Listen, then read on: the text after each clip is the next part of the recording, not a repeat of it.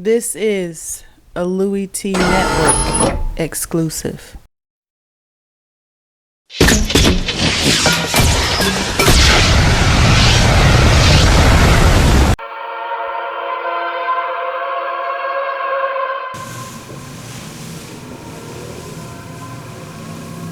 Who else could have been Mick Dorman? Louie Tee, welcome. You are in the lab room, of course. I'm your host, Lou. Thank you for joining me on the 2016 NFL Draft Prospects 101 series. Your guide to some of the biggest and hottest names. The 2016 NFL Draft, talking cornerbacks, and this is one of those guys coming off the pace, not really on the nation's radar, not on that national level, but he's about to be talking about Houston Cougars cornerback William Jackson III.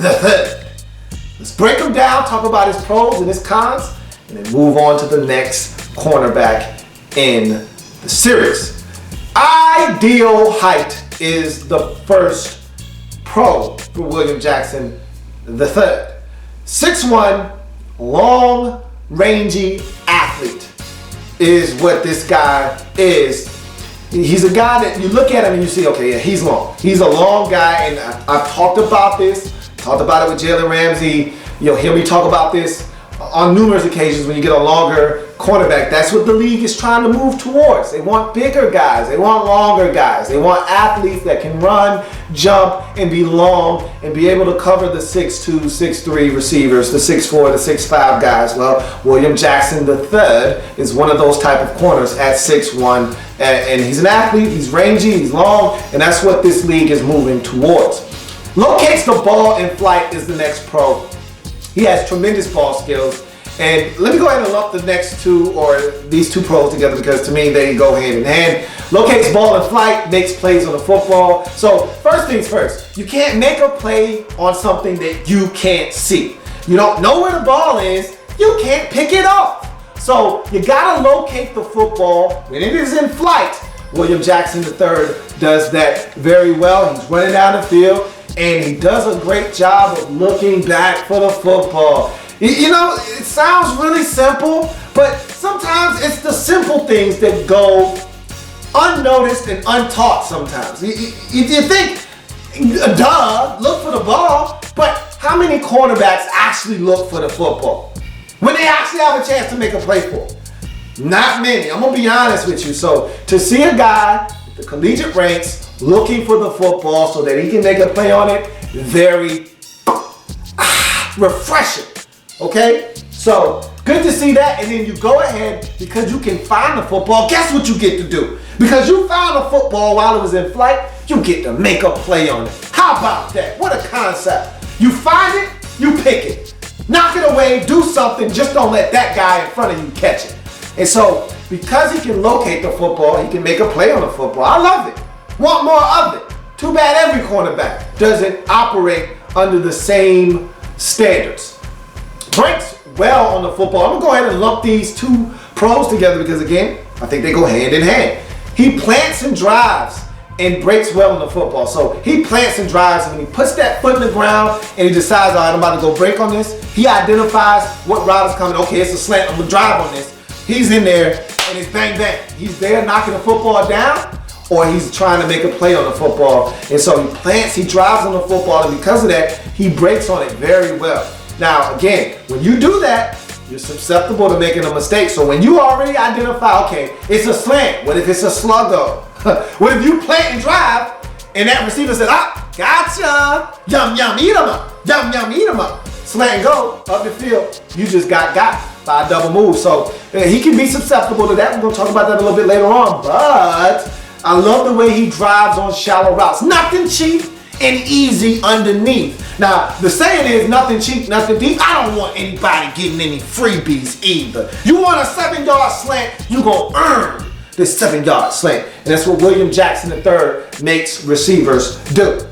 Let's go to his cons. He can be beat deep, and I just talked about him being a little susceptible to the double move. He's not one of those guys that's patient, that's gonna let you catch stuff underneath. He's being aggressive. When you're aggressive, you can be over aggressive, you can be had. He's one of those guys that can be had. The reason why he can be beat deep, not just because of double moves, okay? That's not the reason why he can be beat deep is if he wants to try to come in your face, delete the airspace.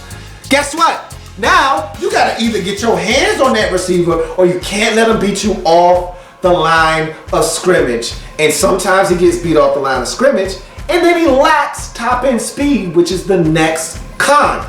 If you lack top end speed, and I'm anxious to see what he runs at the combine, because I looked at the tape and I'm like, you look fast, but you don't look blazing fast. You look 6'1" fast. So what I'm saying is, he looks like a 4.51 guy. He doesn't look like a 4.44 guy. And the difference between a 4.47, 4.44 guy and a 4.51 guy is that if you get beat off the line of scrimmage, you don't have to make up speed to make up the difference, close that gap and make a play on the football. Now your length may bail you out, but I'm telling you, what I saw on tape was dudes running by him.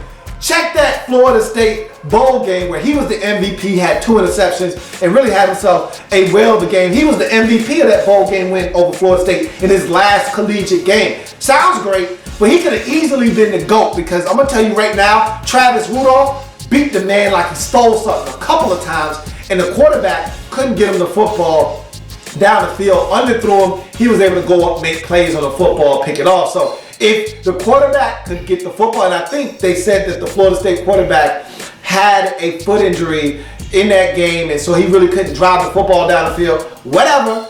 All I know is those footballs were underthrown, and Mr. Jackson, I'm sorry, Miss Jackson, or in this case, I'm sorry, Mr. Jackson, you were beaten on those plays, buddy. But he got a reprieve because the football wasn't thrown further enough, and he was able to pick them off. So don't really like his top end speed. I hope he proves me wrong at the combine and shows that he can actually run a little bit faster than what I saw on tape. Less than enthused tackler, man. I just talked about with some of these other cornerbacks, you're not really getting guys that tackle a lot and guys that want to tackle, and he's another one of these guys. He's not really trying to tackle. If you make him do it, if you ask him to do it and you beg, pretty please, he may throw a shoulder in there for you. But I'm telling you right now, if William Jackson III is your last line of defense on a play to stop a running back from popping a run for 70, go ahead and tell the extra point team to get ready to come on the field, because he's not making a tackle. I don't trust this guy out of space. He doesn't want to tackle. He's not enthused about having to get dirty. He's a clean football player. He likes to stay that way. He doesn't want to get in the dirt and the trenches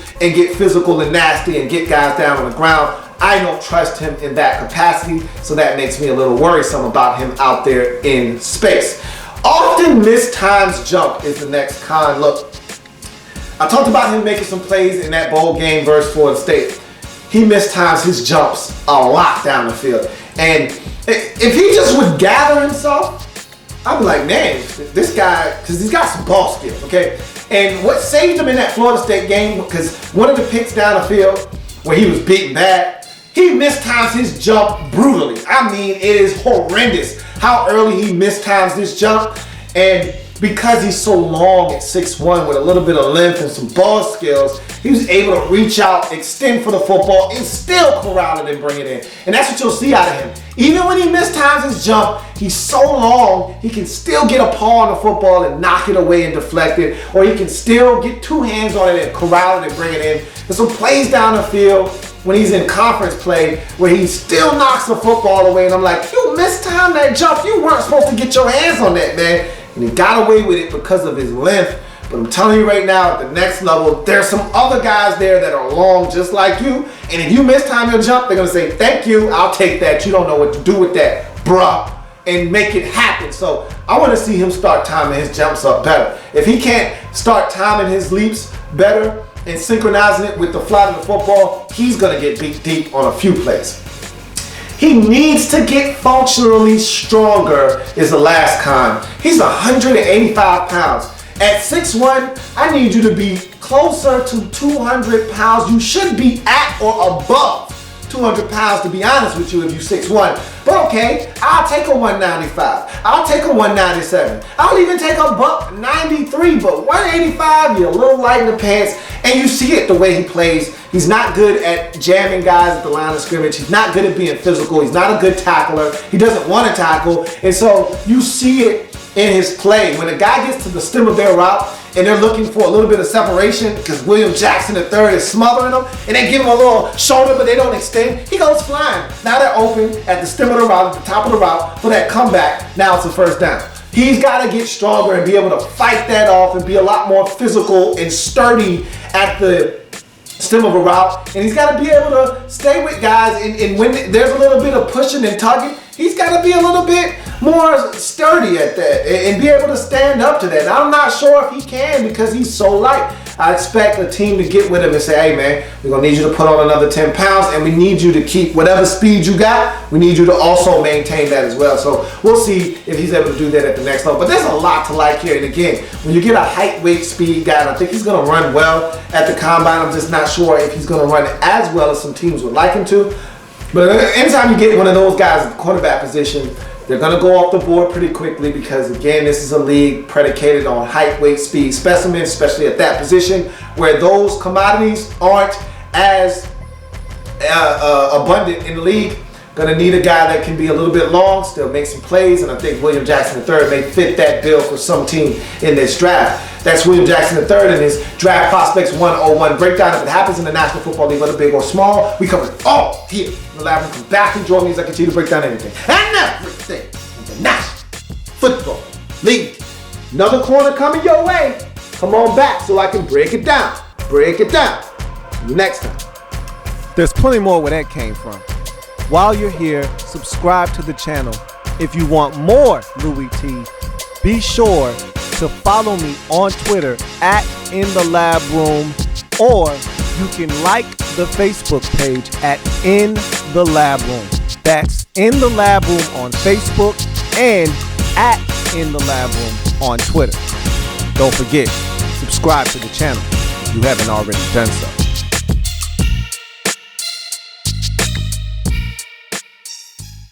Mm-hmm.